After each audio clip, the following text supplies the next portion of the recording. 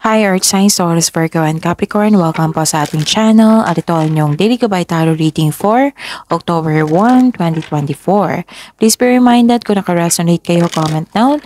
Kung hindi kayo naka-resonate, ibigay niyo po sa iba kasi general reading po ito. This is for you Earth Signs, Taurus, Virgo, and Capricorn, October 1, 2024.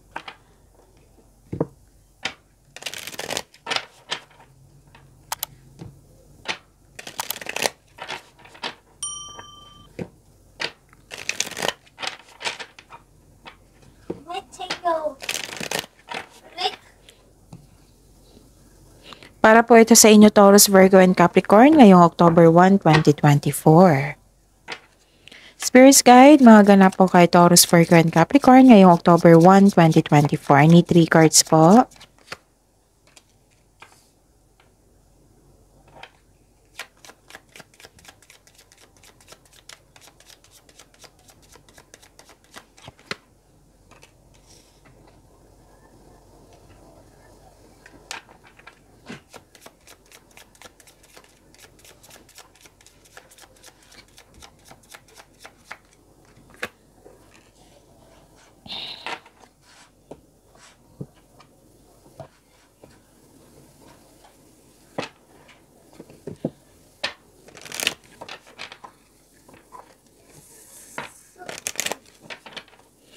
Spirits Guide, message po para kay Taurus, Virgo, and Capricorn ngayong October 1, 2024. I need 2 cards po.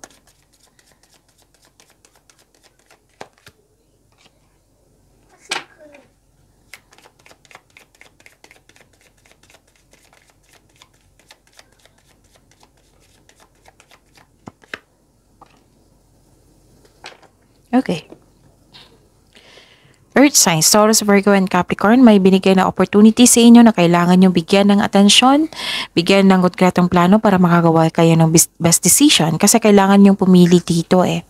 Nakikita ko dito yung harvesting, yung magandang bunga, nag-harvest kayo ngayon, maaaring may natanggap kayong pera ngayon, yung like for example, nagbigay ka ng magandang service tapos binayaran ka, ganun. Yung tinanim mo, nagbubunga na po. And may concern dito sa cut-off of connection sa isang tao. And your love is blooming, may bagong attraction, romansa, affection, attraction. Yes, may nakita ko dito. Find a way to abundance, money, find a way to abundance, and cherish memories of loved ones. So give time for yourself and for your family. Spirits Guide, ano po yung energy ni Taurus, Virgo, and Capricorn ngayong October 1, 2024. Kunin ko to ha. And the clarification of this card po.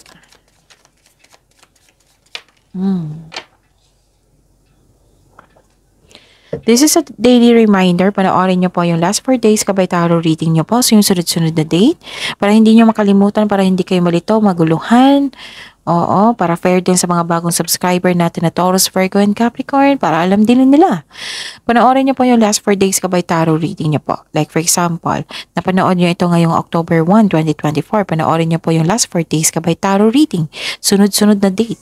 September 30, 29, 28, 27. Kung may nakita kayo o narinig kayong repeating message, kailangan nyo po iyan bigyan ng atensyon. Kung maaari po, bigyan nyo po ng solusyon at aksyon. So what is your energy? Okay. May quick action dito eh. Siguraduhin nyo ha, kung quick action itong pagdedesisyon na ito, siguraduhin konkretong plano yan. Siguradong sigurado, okay? May mabilisang pagdedesisyon dito, may darating na mensahe po, may parating na blessings na magbibigay ng saya sa'yo, may travel na magaganap o isang bagong tao na darating sa iyong buhay. May nakita rin ako ditong cut off a connection or nagkaroon ng argument. So, iwasan nyo pong magalit sa unang araw ng October. Kung pwede po. And, nakikita ko rin dito na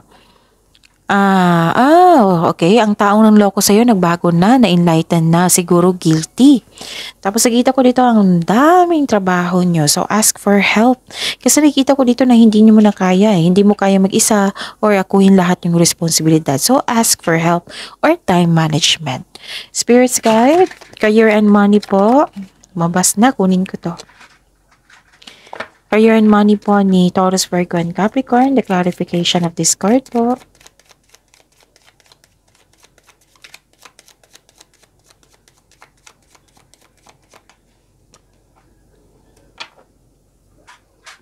Your career and money, may nagsaselos sa inyo.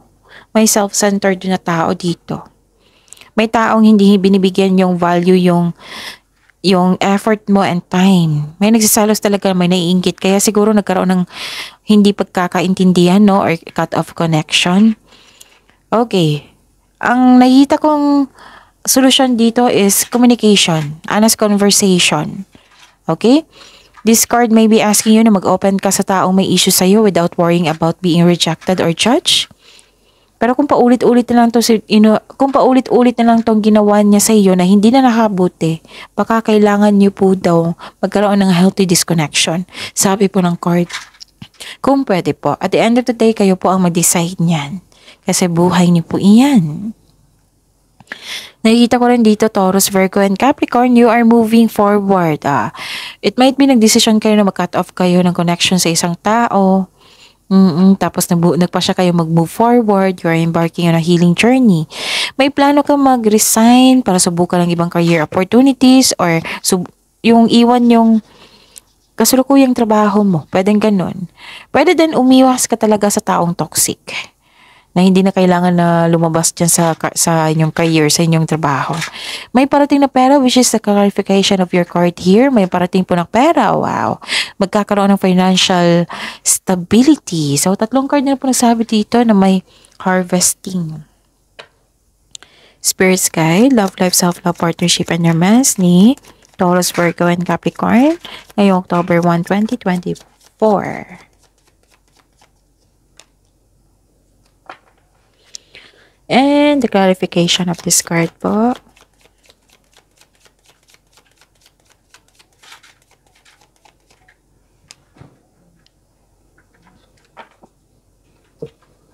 Okay.